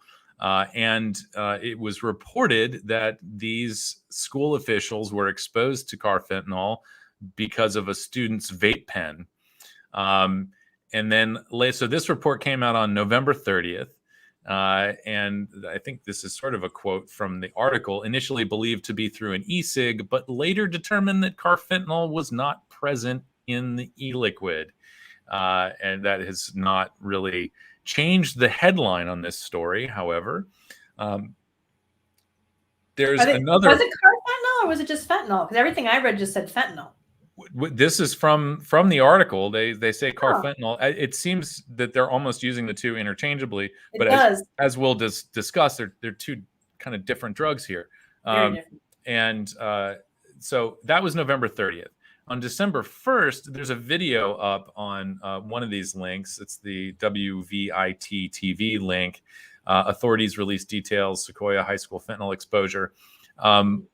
What kind of struck me was that I think the quote might have come from the sheriff's department, but it also may have come from school officials. Something about how this fentanyl in a vape pen is a disturbing trend in these high schools. Well, just so we're clear, one point of data doesn't make a trend. Second, however, there's a quote from a student in a video in the second article on December 1st, where the kid says something like, "Oh, another overdose at school, not a big deal." And so apparently there is an opioid crisis in this high school, but that's not apparently the focus of this 3-article investigation, which again, all of this, it's just mind-blowing. I can't barely get through this with a straight face. In the first article on November 30th, they say, "Oh no, but wait, we found that fentanyl wasn't in the vape pen." But the 2 following articles continue to have fentanyl in the headline, ending on December 2nd, where again, fentanyl-laced vape pens is the confirmation, and as I said, they've already confirmed that fentanyl was not in this e-liquid or vaping device, and they haven't really pointed or given any data points to suggest that this is a trend. Other than all we have is sort of this disturbing quote from one of the students saying that they seem used to hearing about young people overdosing in their high school. So anyway, that kind of lays the groundwork for this very, very misleading story. And I think a lot of the questions that pop into my mind about this is, first of all of this smacks of some sort of organized campaign, whether this is coming from law enforcement, school officials, or drug prohibitionists. I just, they're either taking a page out of, drug war history in sort of overhyping the dangers of whatever, or this is some sort of, organized PR campaign, essentially. Which I don't know. I want to make that very clear. I'm not getting all conspiracy theory on people. I just think that these are potentially options. But Logan, when we were talking, in the pre-show about all of this, I think you have a bit more understanding of the history of these types of myths and why they get, coined and propagated and so on. And so I maybe you could add a little perspective here on why fentanyl is suddenly in everything. Well, I mean, fentanyl basically isn't everything. It's flooded our drug market. To be clear, anybody out there using just about any drug, particularly powdered drugs, I think it's a very smart idea to test your drugs. You can get fentanyl test strips. They won't tell you how much fentanyl is in it, but they will tell you whether or not it does contain fentanyl. So please don't use alone, and please start slow. I do want to address really quick before I get into any of that, this comment in chat: fentanyl can be lethal at approximately 2 milligrams. The idea of vaping it would be suicidal. We're going to get into a little bit more detail about the idea of vaping fentanyl and how it's really not a thing at all.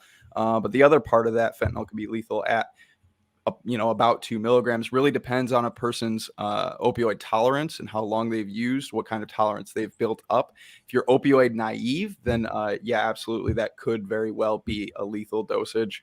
But again, if you're a regular user, if you have a tolerance, things like that, there is no just like set in stone amount that will kill you. It's all very user specific. But yeah, a lot of times stuff like this really starts with law enforcement. It starts with law enforcement making claims that prop up and justify their own funding, their existence in this drug war. And then from there, it gets picked up by media, and then so on and so forth. Stories get distorted. It gets told, rehashed again. I don't know how much I fall into the conspiratorial, like this is some Maine PR group that's pumping out these ideas to news outlets and things like that. I really think it's the age-old drug panic, reefer madness, hysteria that starts more often than not with law enforcement. Something gets distorted, a theory gets put out there as fact at a press conference, and then media gets a hold of it. Your NIMBY folks, not in my backyard folks, get a hold of it, and they roll with it, and then they over exaggerate things to push that prohibitionist idea. Yeah, that's more often than not what it is. This is, I'm showing while you're talking about this, the Ohio story from 2017, where the officer said he brushed a little powder off of his uniform and immediately had an overdose. And I believe too, a lot of these, when you read these, some key indicators here that it's not an overdose. Overdosing on fentanyl through your skin, transdermal, through the epidermis. It just doesn't work that way. There are fentanyl transdermal patches you can get, but again, those patches are specifically designed to break through that barrier. Just having some dry powder on your skin or on your shirt that you brush off a little bit, you're not going to overdose off of that. And often we see in these articles, the quote unquote victim experienced anxiety and panic attacks, all these things. That's not what fentanyl does to you.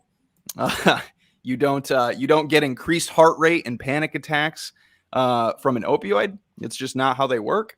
It tends to be, or is always, the opposite of that. You don't have these like stimulant inducing effects. That's a whole different category of drug. So whenever you read about someone touching fentanyl, they were somewhere in the same house or in the same country as fentanyl, and they feel like they overdosed and we wasted a bunch of Narcan on them. because they had a panic attack. That's usually what that tends to be. Yeah, because they were saying that in one of the articles it said that their heart rate went up and other stuff, and the expert was like, well, that's not what happens when you have a fentanyl overdose. No, that's not what what happens. happens. That's what You happens. would you would Panic you would attack. most likely start to fall asleep. You would experience respiratory distress, respiratory depression, and those are the biggest concerns with an opioid overdose is actually people stopping breathing, because you kind of just shut down. That's the first thing to go, is you kind of stop breathing. Yeah, it was. And I'm going to bring up this other one. And regarding the one with the with the vape pen, and I'd like to come back to this one because we were talking before about how that puts people at risk by this panic over fentanyl. But this was another good article by Claire Zagorski. And a huge shout out to Claire, real quick. Yeah. Like, Claire is a powerhouse of information and an incredible harm reduction advocate. And just a wonderful person. So I highly recommend, if people are on Twitter, to follow Claire. Yeah. And again, I will share these all in the description if I haven't put them in yet. But here she talks about, excuse me, whether or not it's in cannabis. Excuse me. But they were talking about whether fentanyl could be vaped accidentally with cannabis. And when we vape anything, we inhale vapor coming off of a substance. And then they talk about what the boiling point is. And essentially that the boiling point is 466 degrees Celsius. Or 871 Fahrenheit. And compare that to what you do for vaping, even just cannabis or vaping e-liquid. It makes no sense really to put fentanyl in a vape product. I mean, it just doesn't.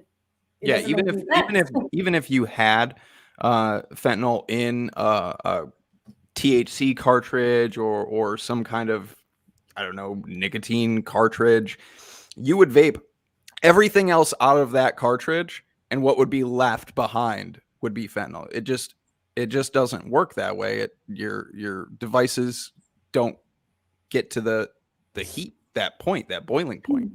Right.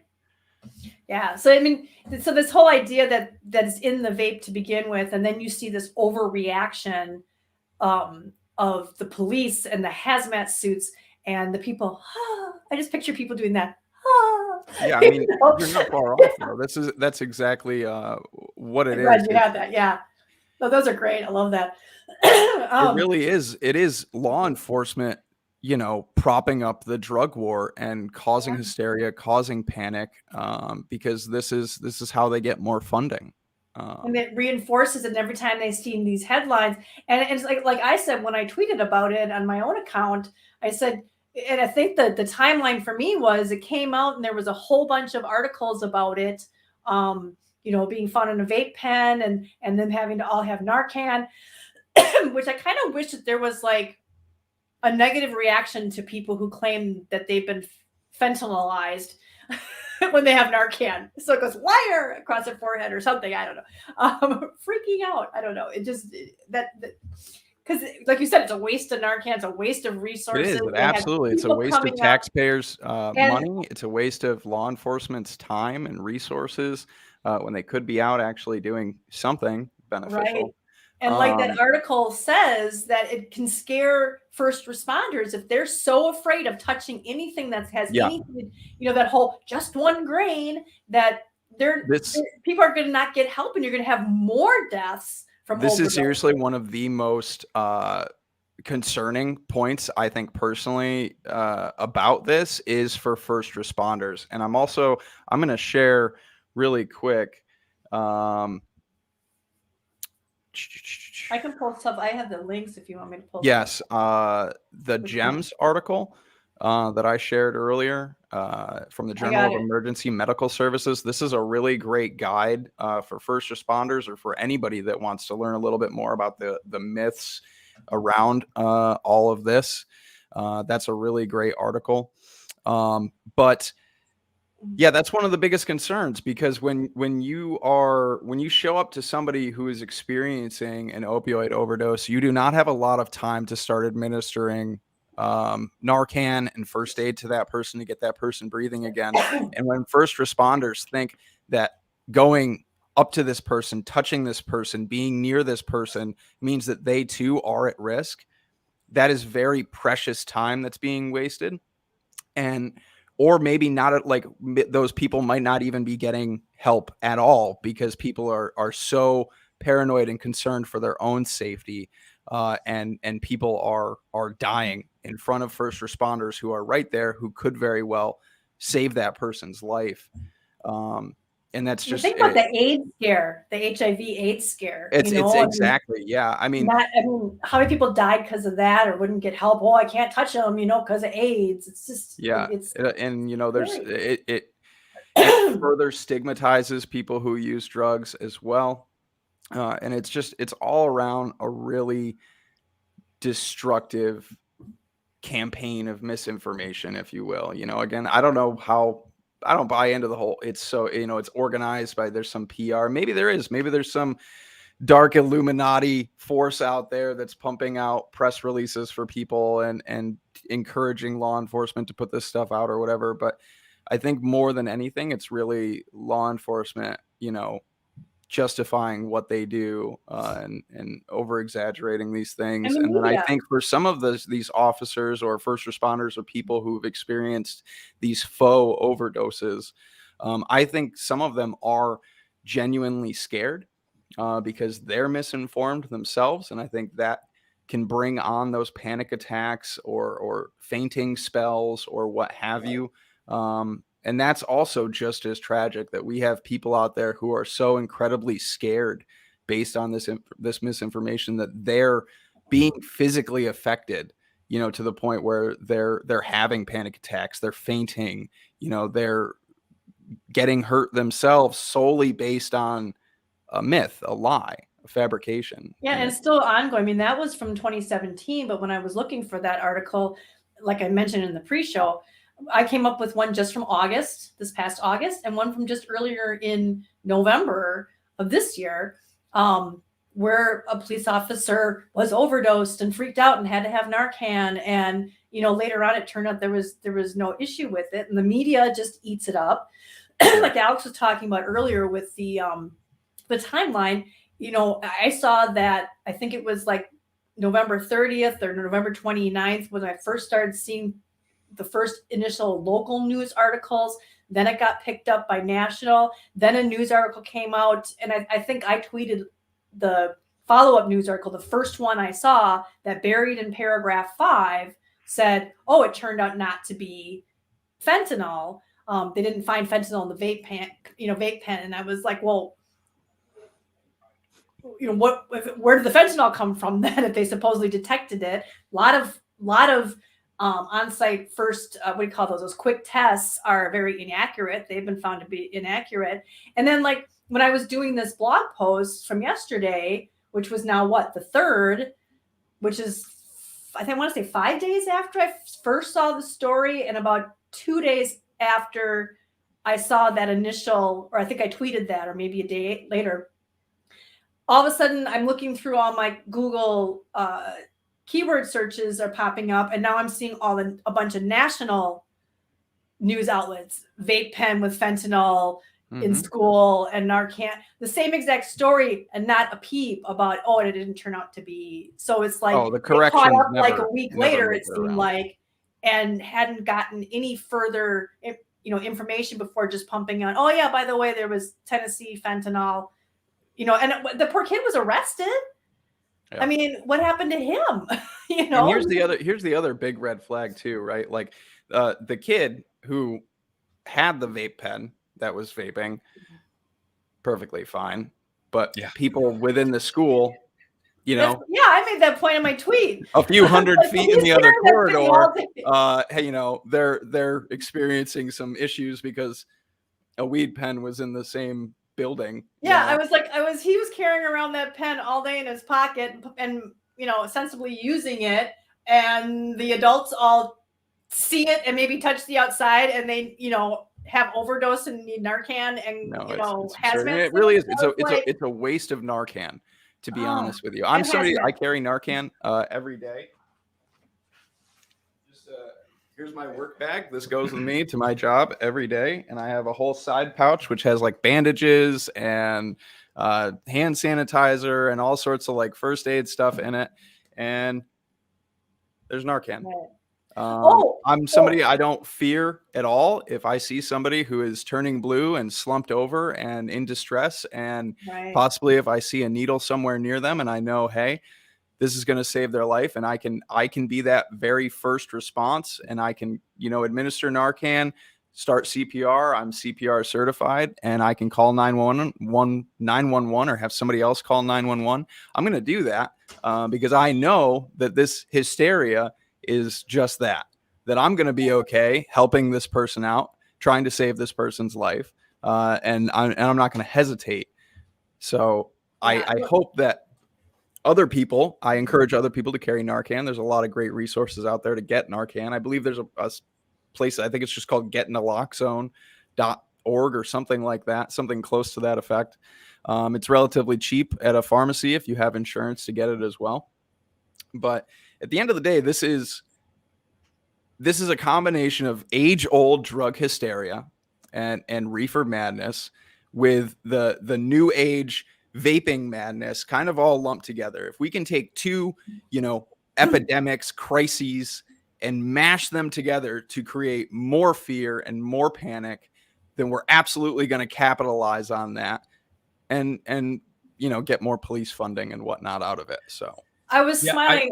I shouldn't have been smiling when you were talking about the Narcan, but I was just thinking the last thing about that article, the one where it was buried in paragraph 5 about the fact that it ended up not having any fentanyl in the vape pen. The very last paragraph in the article or sentence in the article was something about that the school wasn't going to open up until, so they already know at this point that there was no fentanyl, but they said that they were going to, the school's not opening until I think it was either Friday or Monday, and that all of the teachers and the nurse took the day off and they're at home resting.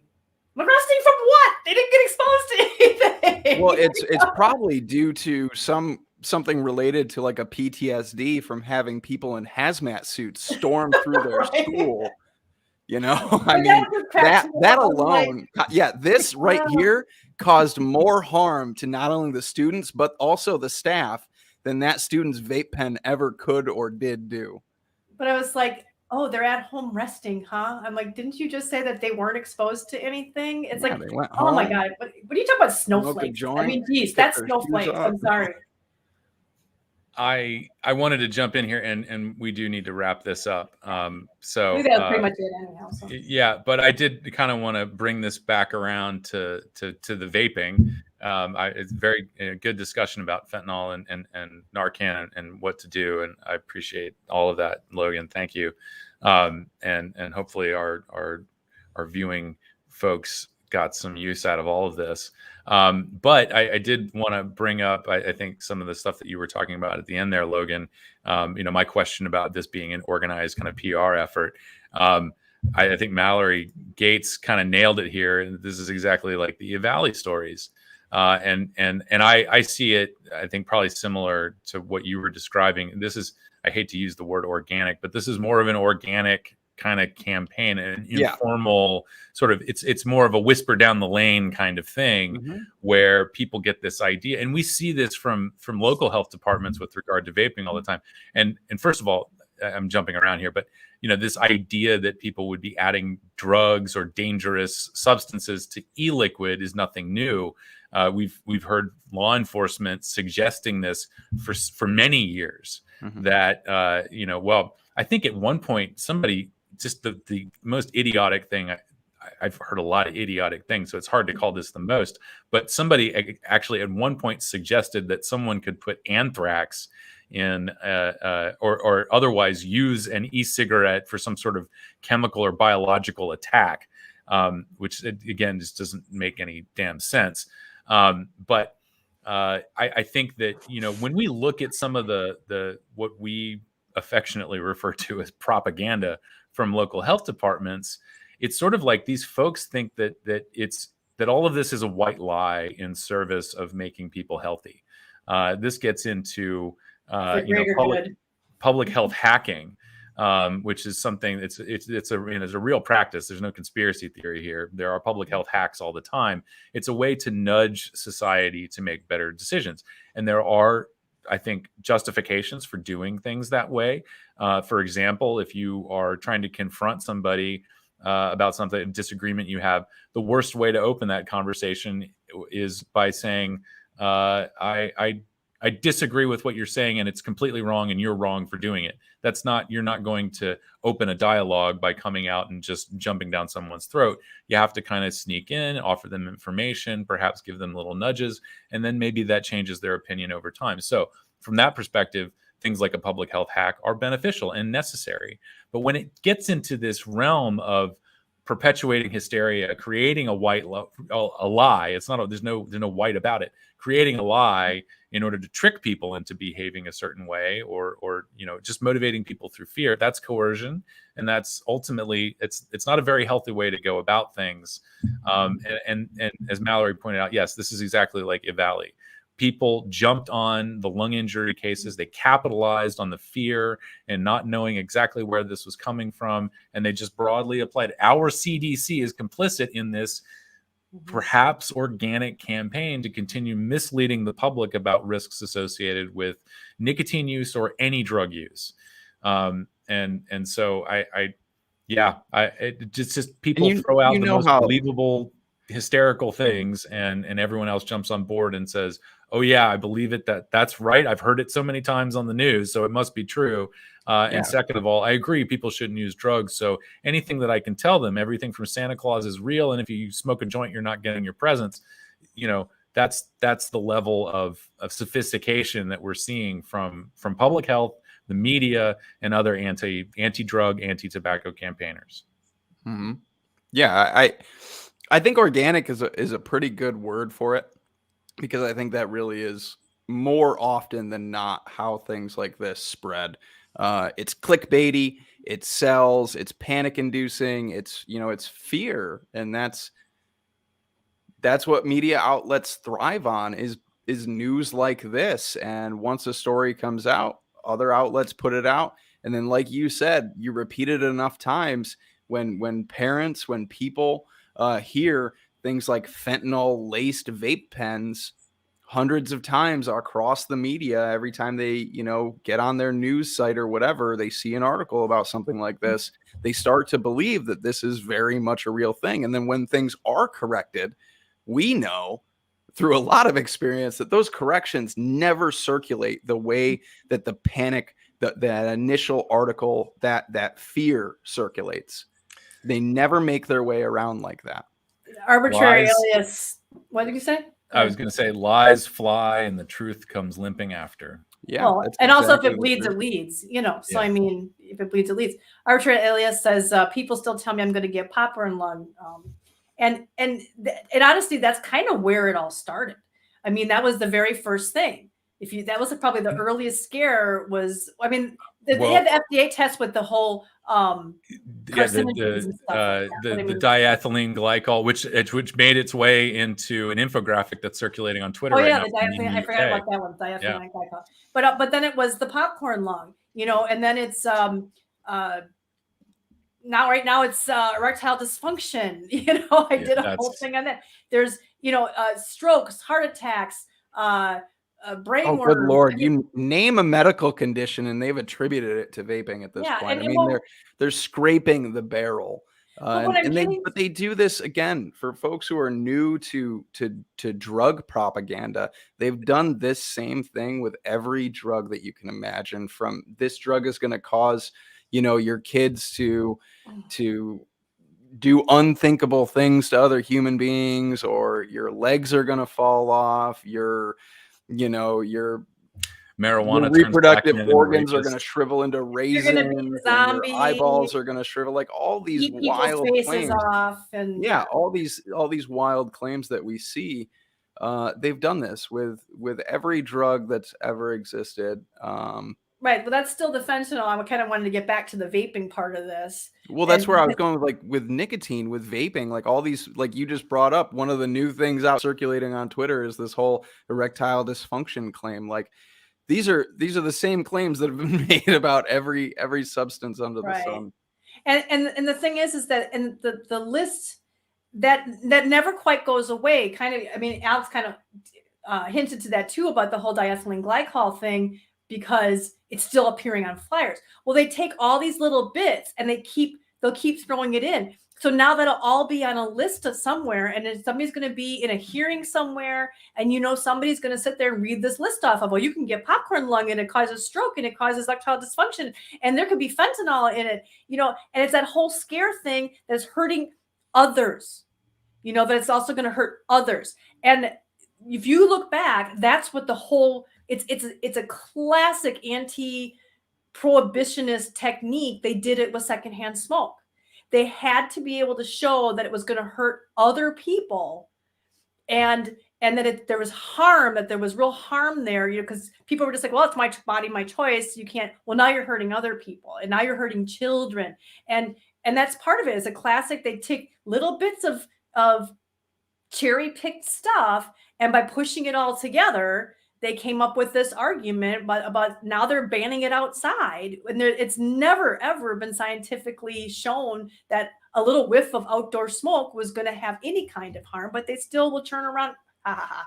But they still turn around and they'll claim that, well, there's no safe level. There's no safe level. Well, that's true, but there's no safe level of anything in the world. I mean, everything's got some kind of risk to it. It's just whether or not we've accepted it. Caffeine, we've accepted the risk from caffeine. Driving, we accepted the risk from driving. You can't sit there and pick and choose that some things have to have 100% safe level while everything else doesn't need that. But that's a classic tactic, and every little thing that they can glom onto with vaping, this will now be that. Just like they say that there's particulates in vapor, in the e-liquid, or just these little things but they'll take it all together. And now it's like, now there's this risk of fentanyl, just like they had the fentanyl, that title that one Alex put up about, it's now this thing, it's now a thing. And so now it's just going to keep getting repeated, like you guys said, as though it's a given and a truth, because somebody read it somewhere once and nobody bothered to verify it, but now it's part of the narrative, and it's so frustrating. But at least our members will be educated about it and know better. Yeah, and the last real quick point that I want to make about all this before we wrap it up is this is not another reason to continue the drug war. This is another reason to end it. This is another reason to legalize and regulate these products, to make them as safe as possible, to make them accessible to people, so that way they don't have to go to black markets, to people that they don't trust from other sources, where the products they're getting are untested, unregulated. You don't know what's in them. This is just another reason to move forward with legalization and regulation, so that way we do know what is in our products, so that way we can make these products as safe for people as possible. So that way, when somebody goes to vape their pen, people in hazmat suits don't come in barging through and knocking down the doors to test it for substances that shouldn't be there. That's my last take, is that whenever I see things like this, I just go, then legalize it. Yeah.